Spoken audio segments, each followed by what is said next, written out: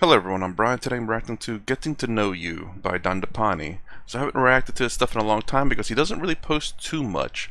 He's more of a, seems like a motivational speaker with, in terms of his spirituality, he's very much a motivational speaker. It seems like. I don't know what particular path he follows. I'm just, except for that he does say, is it focus? Focus is what his main thing seems to be in his videos that I've reacted to. So anyways, let's go ahead and give this video a shot. You said earlier that many people are not very clear about their purpose in life. Yeah. And do you have some questions that you would suggest that one can ask himself or herself in order to define their purpose? Yeah, no, for sure. So I would like to say that, one of the main reasons, people don't know their purpose is because most people never spend any time with themselves, right? So if I wanted to get to know you as a person, I would need to spend time with you, right? So if every week we went out and we had a cup of coffee for an hour, every Friday at lunch, just say at 3 o'clock, we had a cup of coffee for an hour. After a year, we'd get to know each other really well. You'd understand what makes me upset. You understand what makes me happy, what makes me cranky, right? And what bothers me, right? But the only way you can do that is by engaging with me and spending time with me. Most people never spend any time with themselves, right? That's true. People say to me, when I walk my dog, that's my alone time. I go like, no, that's walking the dog. People say like, oh, when I go to gym, when I go for my evening walk, or when I go to the gym, or when I go for a run, that's my alone time, that's my meditation, that's getting to know me. No, that's running. Well, I slightly disagree with him here. You can do two things in one, but I guess maybe he's really wanting people to focus on getting to know yourself without any other distractions. But, I mean, if you're very much capable of walking and thinking to yourself, why not add that into your walking, your daily routine? You're walking your dog, cutting the grass. This is what I do. I listen to music, but sometimes, well, maybe I do listen to music a lot, but in terms of cutting the grass, when I cut the grass, I sometimes, I do think to myself sometimes.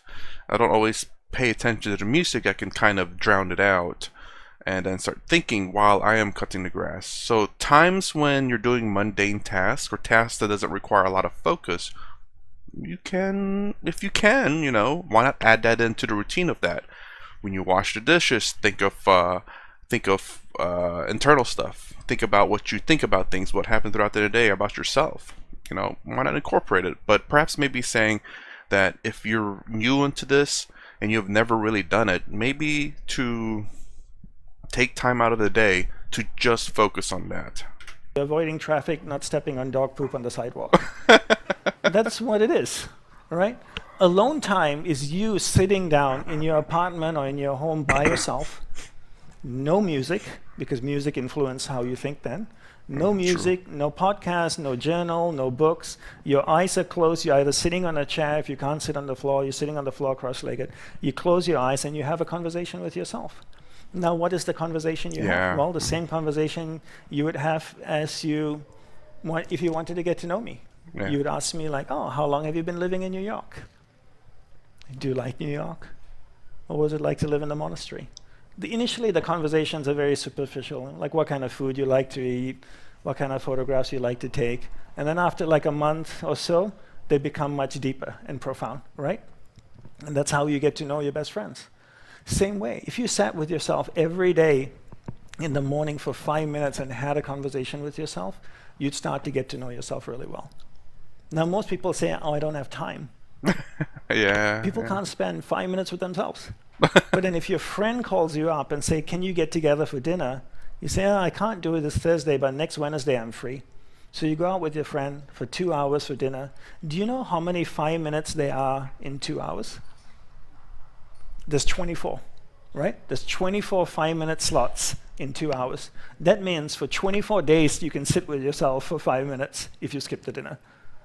At the end of the day, it comes down to priorities and what we make time for, right? So the more time you spend with yourself, that's a good starting place to begin to discover what your purpose is. Really get to know you and ask questions. So what do I love? What do I want in this life? What do I want to say about my life at the end of my life? What am I passionate about? What do I care about? What really matters to me? Who really matters to me? Start asking yourself all these questions. As you do, you'll start to figure out more and more.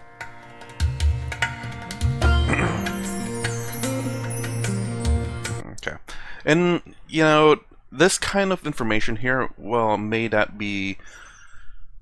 not seem perhaps linked to perhaps the yogas, the Advaita Vedanta, or any part of Hinduism, but it is a step in the right direction. I believe, you just sitting with yourself. It seems very much, oh, that's close to meditation, but it's not. But it's a step in that direction, because if someone is capable of at least taking that first initial step to try to get to know themselves, to give 5 minutes of the day to sit and just think about things, think about themselves, think what they like, dislike, and all of that. That's one step closer to meditation-like practices. Then once you have that 5 minutes done, once you already get to know yourself, now if you ever delved into Hinduism, you can start meditating because you already dedicated that time there. So it's a very easy transition into any type of philosophy or way of life. What else? And he's not wrong. I mean, it's really weird that people say they don't have enough time in a day, and it's very true. It's very odd. I mean, there is time in a day. The problem is that you have to kind of plan it out. So I guess there are a lot more people out there who are not what did it say, spontaneous, where they can't just in a drop of a hat, as they say, do something else different, go on a road trip. I think a majority of people probably out there are planners. They already know what they're going to do the next few days. It's not to say that it's written in stone, as they say again, but it's just more along the lines, you know what you need to do, and whatever comes up, you handle it. But I think most people are kind of planners. You have to kind of plan this kind of thing. So I do believe there is enough time in a day, so long as you plan it. And that's probably the hardest part, honestly, is to get people started to do these kind of things, because obviously you want to do something else other than just sit down and sit by yourself and just twiddle your thumb. What do I do? And for me, like, there's many opportunities to think about things while you're doing mundane tasks. I sometimes, when I'm washing dishes, I watch YouTube on the big screen, or even sometimes I think to myself. Even whenever my mind just all of a sudden just catches my attention, my mind catches my attention.